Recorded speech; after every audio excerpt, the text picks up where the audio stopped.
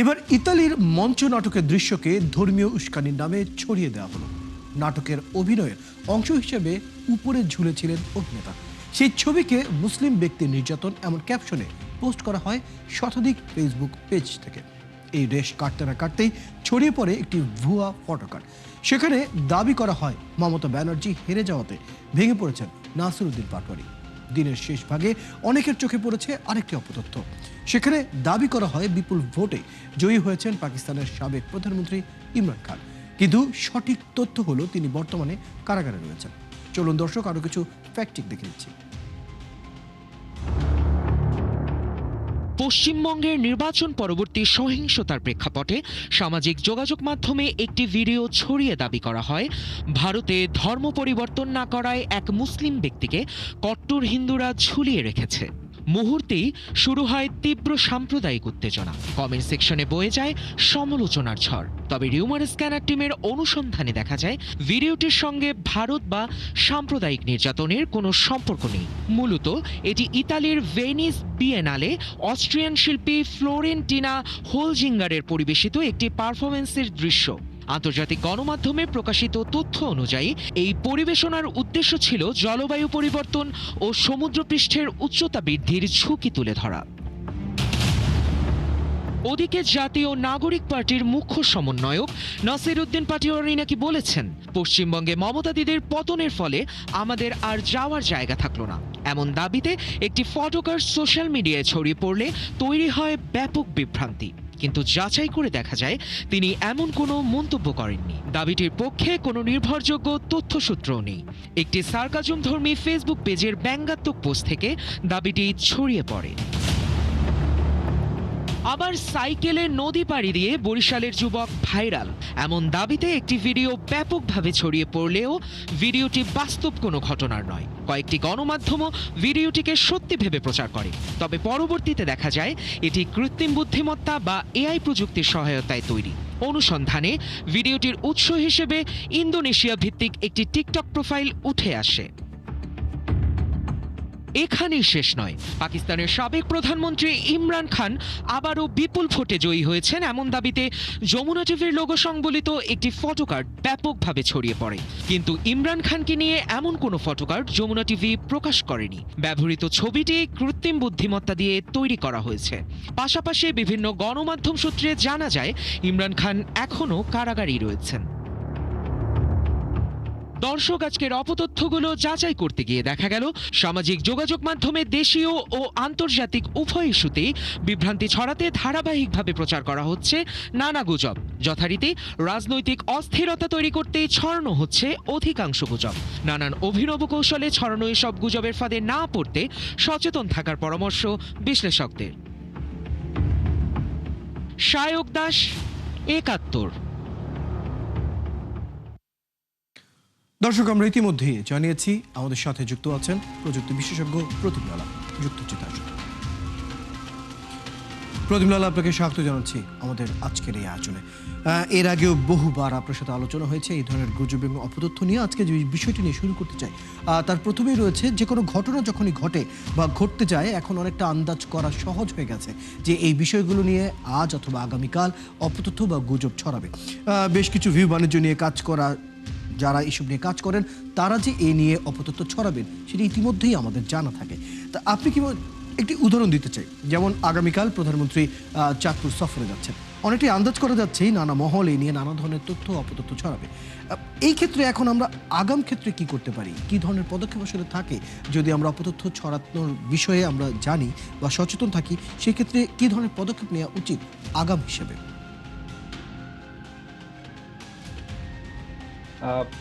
প্রথম কথা হচ্ছে, আগে আমরা করতাম কি, যখন অপতথ্য আসছে সেটাকে আমরা ডিবাঙ্ক করতাম। তা এখন আপনি আমাকে যখন বলছেন যে এটাকে আগে থেকে কি করে আন্দাজ করা যায়, সেটা হচ্ছে প্রিবাঙ্কিং বলে একটা কথা চালু হচ্ছে। প্রিবাঙ্কিং অর্থাৎ হচ্ছে আপনি তিনটা জিনিসকে মেলাবেন যে রেসিপিটা কি, এই অপতথ্যগুলো রেসিপিটা কোন জায়গায় আসে। যেটা হচ্ছে যে একটা আবেগপ্রবণ শিরোনাম দেয়, একটা খুবই চটকদার ছবি বা ভিডিও যুক্ত করে, তার সাথে একটা দাবিটা হয় ভীষণ অবাস্তব, মানে ব্রেকিং নিউজ এই টাইপের কিছু একটা হবে। যখন আপনি এই তিনটাকে দেখবেন তখনই আমাদেরকে প্রিবাঙ্কিং হিসাবে সেই মানে আমাদের শরীরে যাতে অ্যান্টিবডি তৈরি হয়, আমাদের মস্তিষ্কে যাতে অ্যান্টিবডি তৈরি হয়, যে এটাকে আমাকে ফ্যাক্ট চেক করতে হবে। কারণ দেখা এখন আর আহ, সত্য বলে মেনে নেওয়ার প্রাথমিক শর্ত নয়। এখন আপনাকে ভেরিফিকেশনে যেতে হবে, ভেরিফিকেশন করতে পারলে, ফ্যাক্ট চেক করতে পারলে তখনই আপনি সেটা মেনে নেবেন। তো আপনি যেমন মানে আগে থেকে বোঝার ব্যাপারটা বললেন, তো আমাদেরকে প্রি ব্যাংকিং করতেই হবে। যদি আমরা প্রি ব্যাংকিং করি, সেটা আমাদের জন্য এক ধরনের মানসিক ভ্যাকসিন হিসেবে কাজ করবে। আর আগে তো আমি এর আগেই বলেছিলাম, সুইফট মেথড আছে। আবেগকে যেহেতু এটা টার্গেট করে, সেই আবেগ নিয়ন্ত্রণে রাখার জন্য হলেও আমাদের এই রেসিপিটা মনে রাখা দরকার, যে এখানে প্রতিম লালা, শিরোনামটা। আপনি যখন বলছেন প্রি ব্যাংকিং এর যে বিষয়টি যখন এই মুহূর্তে উঠে আসলো আলোচনার মধ্যে, প্রি ব্যাংকিং এর ক্ষেত্রে আমরা যারা ইতিমধ্যেই ফ্যাক্ট চেক নিয়ে কাজ করছি তারা হয়তো বেশ কিছু পদ্ধতি তাদের বিষয়ে জানা আছে, সেখানেও কি কিছু যুক্ত করার কোনো পদ্ধতি যুক্ত করার জায়গা আছে কিনা সেটিও জানাবেন, এবং একই সাথে জানাবেন একজন সাধারণ মানুষ উনি যদি এই ধরনের প্রি ব্যাংকিং করার ক্ষেত্রটা জানতে চান সেক্ষেত্রে তার জন্য কি করণীয়? এই যে বললাম, তার নিজেকে আসলে তো মাল্টি ফ্যাসেট ওয়েতে এটাকে বন্ধ করতে হবে। আমি এর আগে যতবার আপনাদের অনুষ্ঠানে এসেছি, তখন আমি কিছুটা সিনিক ছিলাম যে আসলে আমরা প্রযুক্তির সাথে পেরে উঠবো কিনা। কিন্তু এখন আমি নিজেই এটার সাথে কাজ করছি, আমার প্রতিষ্ঠান কাজ করছে, আমার মতো আরো অনেকগুলো প্রতিষ্ঠান এটাকে বন্ধ করার জন্য কাজ করছে। সরকারও এ বিষয়ে অনেক বেশি সচেতন, বেশ কিছু পদক্ষেপ নেওয়া হচ্ছে। আশা করছি যদি এগুলো বন্ধ হয়, তাহলে আমরা সামাজিক লোকদেরকে যেমন শিক্ষিত করতে পারবো এই বিষয়ে প্রি ব্যাংকিং করার ক্ষেত্রে, সেই মানসিক ভ্যাকসিনটা দেওয়ার ক্ষেত্রে, তেমনি আমরা নির্দিষ্ট করতে পারবো কারা এগুলো ছড়ায়। কারণ আমরা এখন হয়তো প্রযুক্তি এমন জায়গায় পৌঁছে গেছে, আমরা ঠিক সেই যে বলেছিলাম যে তথ্যের বার্থ সার্টিফিকেট, তথ্যটা উৎসটা কোথায় সেটাকে আমরা নির্ধারণ করার প্রযুক্তিতে চলে যাচ্ছি। এবং আমাদেরও মনিটরিং সিস্টেম খুব ভালো হচ্ছে, যেখান থেকে ছড়ায় তাদেরকে এখন খুবই নজরদারিতে রাখা হবে। এবং সেটার সাথে আমাদের আইন শৃঙ্খলা রক্ষাকারী বাহিনীরাও যুক্ত হবেন, সাইবার সিকিউরিটির সেলের লোকজনও যুক্ত হবেন। এমনকি আমরা এই ব্যবস্থাও চিন্তা করছি যে ডার্ক ওয়েবে যে এই ধরনের আদান প্রদান হয়, সেটাকেও যাতে নিয়ন্ত্রণ করা যায়, সেখান থেকেও যাতে আমরা ইনফরমেশন পেতে পারি। সো আমি একটু আশাবাদী হয়েছি এখন এই ব্যাপারে। আশা করছি যে চমৎকার। আরো একটি সাধারণ বিষয়ের দিকে মানুষও- আমি একটু যেতে চাই, সেটি হচ্ছে আজকাল অনেক মাধ্যমই, অর্থাৎ আমরা যদি উদাহরণে ধরি অনেক ফেসবুক পেজ, অনেকগুলো ইউটিউব চ্যানেল, এছাড়াও অনেকগুলো ডিজিটাল মাধ্যম নিজেকে সংবাদ মাধ্যম হিসেবে তুলে ধরে অনলাইনে। অনেকটাই একই ধরনের ছবি তো আমরা আগে দেখেছি, একই লোগো, একই ফ্রন্ট, এছাড়াও অনেকেই থাকেন নতুন নামে এমনভাবে তারা তথ্যগুলো প্রচার করছেন মনে হচ্ছে তারা কোনো সংবাদ মাধ্যম। কিন্তু সংবাদ মাধ্যম হতে গেলে তো লাইসেন্স, এডিটোরিয়াল নানা ধরনের দিক রয়েছে, সেগুলো বিষয়ে তারা তোয়াক্কা করছে না, এবং যেসব তথ্য তারা ছড়াচ্ছেন বেশিরভাগ সময় আমরা দেখছি এআই সম্পর্কিত যে ধরনের অপতথ্যগুলো থাকে সেগুলো আসলে এই ধরনের জায়গা থেকে সবচেয়ে বেশি ছড়ায়। এছাড়া ফটো কার্ডের ব্যাপারেও এবং যে কোনো তথ্য যাচাই বাছাইয়ের ক্ষেত্রেও তারা খুব বেশি সেটাকে গুরুত্ব দেন না বলে আমরা দেখেছি। এই বিষয়টি নিয়ে আসলে আপনার মতামতটা জানতে চাই, কি বলবেন বিষয়টি? আহ, এটা ঠিক আমার জায়গা থেকে একটু বেরিয়ে আসছে, বাট আমি যেটা বলতে পারি যে এর আগে আমি আপনাকে সি2পি এর কথা বলেছিলাম। সি2পিতে বিবিসি আছে, সিএনএন আছে, American news, new York Times আছে। তারা এই বিষয়টা নিয়ে এক ধরনের ফ্যাক্ট চেকের জায়গায়, এবং তারা এক ধরনের ল এনফোর্সমেন্টের জায়গায় যাচ্ছে। তেমনি আমাদের দেশেও হয়তো আমরা করতে পারি। আমার উচিত যে এদেরকে এক ধরনের নিয়ন্ত্রণে আনা যায় কিনা, এবং যদি এখান থেকে বারবার মানে অপতথ্য এবং যাচাই না করা তথ্য প্রচার করা হয়, তাহলে তাদেরকে নিয়ন্ত্রণে আনার ব্যবস্থা করা যেতেই পারে। কারণ এখন সত্যি কথা বলতে এর প্রভাবটা একেবারে সর্বব্যাপী হয়ে যাচ্ছে। তো আমাদের অবশ্যই এই নিয়ে কাজ করা দরকার। দর্শক, আমাদের সাথে আমাদের অতিথি যুক্ত আছেন প্রযুক্তি বিশেষজ্ঞ প্রতিম লালা। আবারও ফিরছি তার কাছে। প্রদীপ লালা, আপনাকে আরও একবার স্বাগত জানাচ্ছি আমাদের আজকের এই মুহূর্তের আয়োজনে। যে প্রশ্নটি এই পর্যায়ে রাখতে চাই, বাংলাদেশের পরিসংখ্যান ব্যুরোর হিসেবে বলছে বাংলাদেশের মোবাইল ব্যবহারকারী অর্থাৎ স্মার্টফোন ব্যবহারকারী ৭২% বেশি, এবং এই ব্যবহারকারীর যে সংখ্যা সেটি শহরে যতটা বাড়ছে, প্রান্তিক জনগোষ্ঠীর কাছে তার চেয়ে বেশি স্মার্টফোন নেওয়ার প্রবণতা সেটা সময়ের সাথে সাথে বাড়ছে। এই যখন পরিস্থিতি, আপনি কতটা মনে করেন এই ধরনের মানুষ অর্থাৎ প্রান্তিক জনগণ যারা রয়েছে তাদের হাতে যখন স্মার্টফোন এবং তারা যখন সামাজিক যোগাযোগ মাধ্যমে নানা তথ্য দিচ্ছে, তারা কতটুকু আসলে সচেতন হতে পারছে বা কতটুকু বুঝতে পারছে কতটা আসল বা কোনটা গুজব? বিষয়টি একটু জানতে চাই। তাদের জন্য আসলে বিষয়টা ভীষণ কঠিন।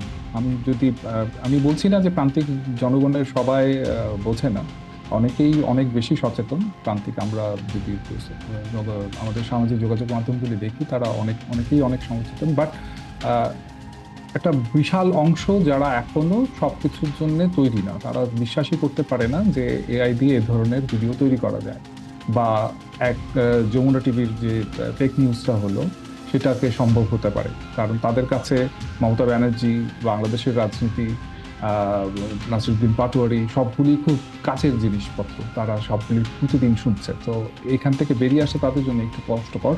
বাট আমাদেরকে আমাদের ওই আমি যে এর আগে যেটা বলেছিলাম যে একটা মাল্টি ফ্যাসেট সব জায়গা দিয়ে এইটাকে বন্ধ করার চেষ্টা করতে হবে, তাদেরকে ট্রেনিংয়ের ব্যবস্থা করতে হবে, প্রি ব্যাংকিংয়ের কথা আমি বললাম। তাছাড়া এই যে তথ্য দূষণ বলবো আমি এটাকে, এবং তাদের কাছে পৌঁছতে হবে যে আমাদের মনের কন্ট্রোল আমরা এদের কাছে দিতে পারি না, আমাদের কন্ট্রোল আমাদের এই সস্তা অ্যালগরিদম থেকে বেরিয়ে আসতে হবে। আমাদেরকে ফাস্ট ফুডের প্রতি যেরকম আমাদেরকে একটা অনীহা, একটা সামাজিক ব্যারিয়ার তৈরি হয়েছে যে ফাস্টফুড খাওয়া উচিত, যদিও সবাই মানছে না, বাট এই ধরনের তথ্যগুলিও অনেকটা তথ্যের ফাস্টফুডের মতো। তো এর থেকে আমাদের দূরে থাকা দিতে, দেখতে খুব চটকদার, কিন্তু এটা আসলে আমাদের মানসিক স্বাস্থ্যের জন্য ভালো নয়। তো তাদেরকে যতটা সম্ভব তাদের কাছে পৌঁছে দেবে, এবং যারা এটা করছে তাদেরকে নিয়ন্ত্রণ করতে পারলেই আমরা এটা থেকে বেরিয়ে আসতে পারবো বলে আমার ধারণা। আপনি শেষ দিকে জানি আমরা কাজও করছি। আপনি যেমন বলছিলেন, যেমন যারা এই ধরনের কাজ করছে, অর্থাৎ ভিউ বাণিজ্যের কারণে হোক বা কোনো কারণে বা কোনো উদ্দেশ্যমূলক কারণেই হোক না কেন, যারা অপতথ্য ছড়ায়, এই পর্যন্ত আমরা কাউকেই শাস্তির আওতায় আসতে দেখিনি। আপনি কি দেখেছেন? কি মনে হয় কতটা সহজ বা কঠিন এদেরকে শাস্তির আওতায় বা যাতে আইনের আওতায় নিয়ে আসে? এই আমি তো বলেছি, আমি তো এর আগে যতবার আপনাদের অনুষ্ঠানে আমি কিছুটা সিনিক ছিলাম, তাদেরকে আনাটা সহজ ছিল না, কিন্তু এখন প্রযুক্তির যেদিকে যাচ্ছে আমরা আশা করছি আগামী কিছুদিনের মধ্যেই এটাকে আমরা নিয়ন্ত্রণে আনতে পারবো। কারণ তথ্য তখন আর ভেরিফাইড ছাড়া সামাজিক যোগাযোগ মাধ্যমে পাবলিশ হবে না, তো সেই জায়গায় আটকানো যাবে। তাছাড়া তথ্যের বার্থ সার্টিফিকেট থাকবে, সো সেইভাবে আটকানো যাবে। আপনি যে ফেক পোর্টালগুলির কথা বললেন, যারা নিজেদেরকে নিউজ পোর্টাল হিসেবে দাবি করে যাচাই ছাড়াই তথ্য পোস্ট করছে, তাদেরকে কন্ট্রোল করা যাবে। এবং যেখান থেকে আসলে যারা এগুলো করে তারা তো খুব মুষ্টিমেয় লোক, তাদেরকে আইন শৃঙ্খলা বাহিনীও চেনে, আমরাও চিনি। তো তাদেরকে মনিটরে রাখতে পারলে, তারা করলেই আমরা সেটাকে মানে প্রি ব্যাংকিংয়ের মতো আমরা প্রিএমটিভ অ্যাকশনও নিতে পারবো এখন, কারণ সেই মনিটরিং এর ব্যবস্থা আমাদের সরকার থেকে নেওয়া হচ্ছে। আমি নিজেই সেই বিষয়ে কাজ করছি, আমার প্রতিষ্ঠানে আমার মতো আরো 2-4 জন প্রতিষ্ঠান বাংলাদেশেই কাজ করছে এটা নিয়ে। সো আমি আশা করছি যে সামনের ইয়েতে আমরা আরেকটু আশাবাদী হতে পারি যে এটা আমরা কন্ট্রোল করতে পারবো। একদম শেষ প্রশ্ন হিসেবে একটা প্রশ্ন আপনার কাছে রাখতে চাই, একদম ছোট করে, সময় হাতে একদম সীমিত, তাও যেটি জানতে চাই সেটি হচ্ছে, যারা এই ধরনের ফ্যাক্ট চেকিং নিয়ে কাজ করছে, আপনার প্রতিষ্ঠান আছে, এছাড়াও নানা ধরনের প্রতিষ্ঠান ফ্যাক্ট চেকিং নিয়ে কাজ করছে, কি মনে করেন এই ক্ষমতাটাকে আরেকটু শক্ত করার জন্য আর কি কোনো ধরনের নতুন নীতি সহায়তা বা কোনো ধরনের ক্ষমতা দরকার আছে কিনা? নীতি বলবো না, কারণ নীতি অলরেডি আমাদের এখানে অনেক ধরনের আইন কানুন আছে, সেটার প্রয়োগটা বেশি দরকার। এবং হয়তো আমরা আরেকটা জিনিস করতে পারি, তথ্য আইনে এটা হয়তো আইন বিশেষজ্ঞরা বলতে পারবেন, যে আমরা যখন অপতথ্যের আইনটা কি আমি ঠিক জানি না, মানে অপতথ্য কেউ প্রচার করলে সেটার কি হবে, কিন্তু অপতথ্য আমাদের তো ক্ষতি করছে, সেই ক্ষতির অংশ থেকে সেখানে যদি দরকার পড়ে সেটাতে আনা উচিত। বাকি যে কারিগরি সহায়তা, আইসিটির যে পরিবেশ, সেগুলোতে আমরা মোটামুটি একটা জায়গায় পৌঁছেছি যে এখন আমরা কাজ করতে পারবো সেটাতে। তো এই জায়গায় আমি আশাবাদী, বাট নতুন করে আমি সেভাবে বলবো না, সেটা আইনের লোকরা বলতে পারবে যে এখানে আরো কঠিন আইন দরকার আছে কিনা, কারণ আমরা আসলে আইডেন্টিফাই করতে পারবো কারা সেটা ছড়াচ্ছে, কোথা থেকে ছড়াচ্ছে।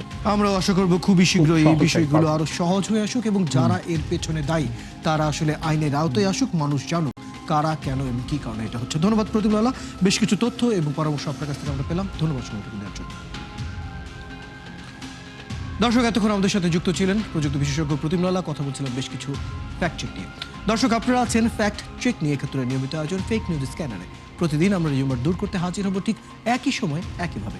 আপনারাও আমাদের সাথে যুক্ত হতে পারেন। কোনো খবর যদি আপনাকে সংশয়ে ফেলে, সেটি একটি স্ক্রিনশট আমাদেরকে মেইল করতে পারেন frs.71tv@gmail.com অথবা ফেসবুকে যোগাযোগ করুন www.facebook.com/fake-news-scanner।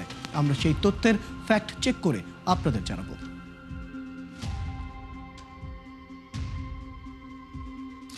চটকদার শিরোনাম দেখে ক্লিক করবেন না, বিশ্বাস আর প্রতিক্রিয়া জানানোর আগে ফ্যাক্ট চেক করুন, আর থাকুন ৭১-এর সাথেই।